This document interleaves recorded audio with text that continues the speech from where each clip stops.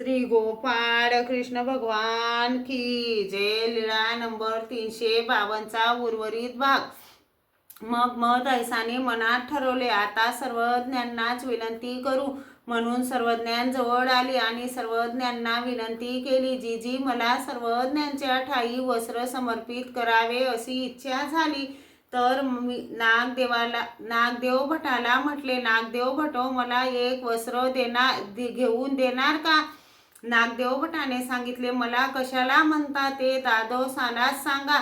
नंतर दादोसाला म्हटलं, दादो, मला एक वस्त्र घेऊन देणार काय? दादोसाने विचारले, वस्त्र कशासाठी? मी म्हटले, सर्वज्ञांसाठी. केवढ्याचे वस्त्र? माझ्याजवळ 16 दाम आहेत त्याचे.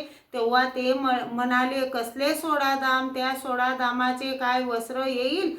आणि ते काय सर्वज्ञ पांघरणार आहेत? 2-4 दिवस पांघरतील आणि भलत्याला देतील. उपारच का करीत नाही? उपारच करा. यावर सर्वज्ञांनी म्हटले, बाई, महात्मा म्हणत आहे ते खरं तर ते खरेच आहे. आम्ही काय ते वस्त्र पांघरणार आहोत? 2-4 दिवस पांघरणार आणि भलत्याला देऊन टाकू. महात्मा म्हणत आहे तेच का करीत नाही? महादायसाने म्हटले, नाही जी, मी सर्वज्ञांच्या ठाई वस्त्र समर्पित करीन. मग सर्वज्ञ 2-4 दिवस पांघरून भले कोणालाही देवत. सर्वज्ञ म्हणाले, बाई, ते कार्य तुमच्यानेच होईल.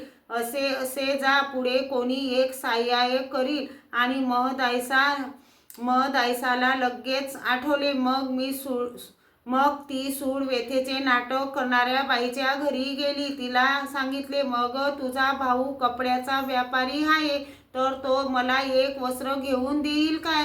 तिने सांगितले, आई, त्याला येऊ द्या, मी विचारेन. तेवढ्यात तो आला. त्याला तिने विचारले, अरे, तुझ्याजवळ जे चांगले वस्त्र आहे ना, ते ह्या आईला देतोस काय? त्याने ते वस्त्र सोडले व म्हटले, हे घ्या.